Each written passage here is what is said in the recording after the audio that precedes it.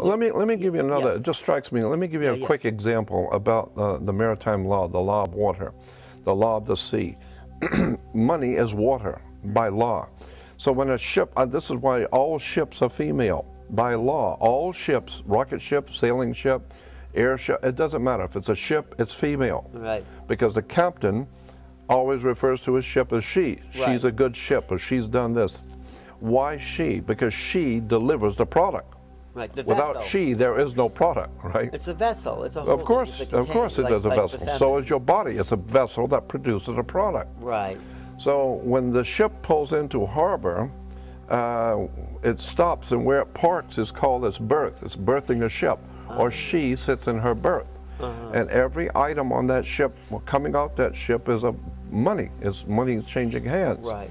And it came in on water. So it's called. So every piece has to have what is called a certificate of manifest, because she is sitting in her berth. That's why when you were born, I had a birth certificate. your mother's water broke. You were inside a container of water. Her water broke, and you came out, and therefore you have to have a birth certificate. Wow.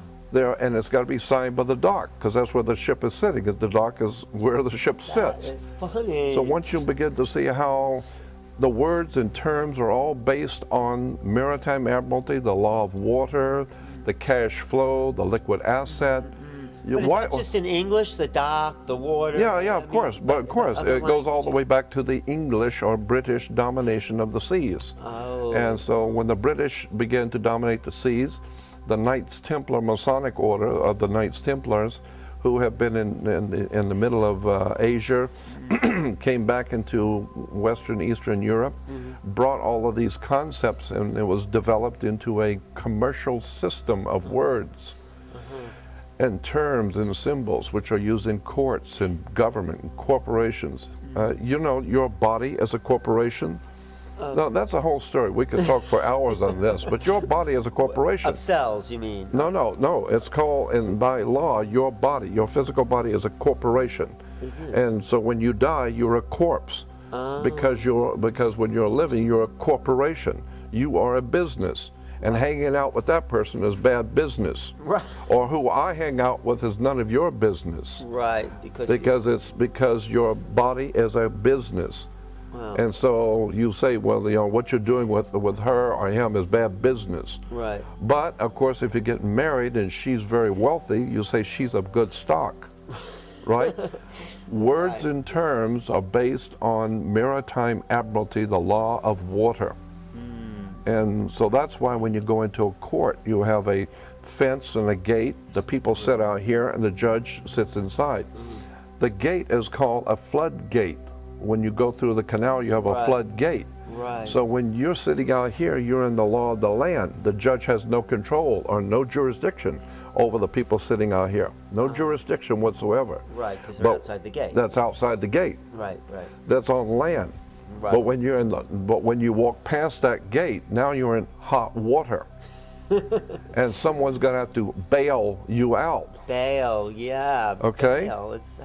Did you write a book about all these maritime? No. I've just been studying it for 48 years. Wow. But it's fascinating because when you understand that the whole subject is so large, and it would take hours and I'd have to go back to square one and walk through all the words and terms that are used in law and courts and in commerce. Yeah.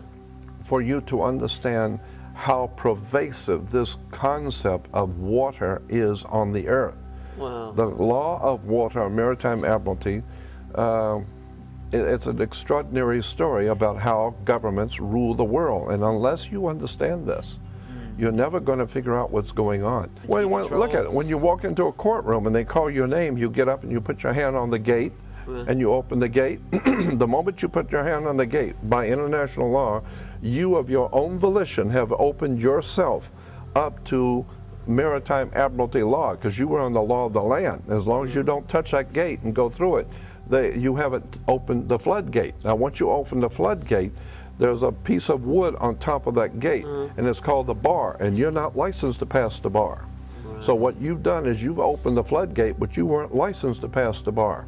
So what does that mean? So that means that you're a dead You are now dead. Once you touch that, you are dead. Because you're no longer in control of That's right. You are dead. Well, you're considered to be a dead man. That's why the attorney has to speak for you. He has to represent you. Why are you dead? Because you went into the deep water and you died. You drowned. Because you weren't licensed. Because you weren't. Right. You were not licensed to pass the bar. And the bar represents a sandbar in the ocean. But the bar is what the attorneys are licensed to pass, but you're not. So the point being is that when you open that gate of your own volition, you are considered by law to be a dead man. Really? That's why you cannot talk to the judge, because dead people don't talk to judges. So you need an attorney who is your mouthpiece. He speaks for you because you're dead. Well, should we do away with courts so people can get their lives back? No, I would think that what you want to do is understand how the system works. Oh, and avoid it. Well, avoid it if you can.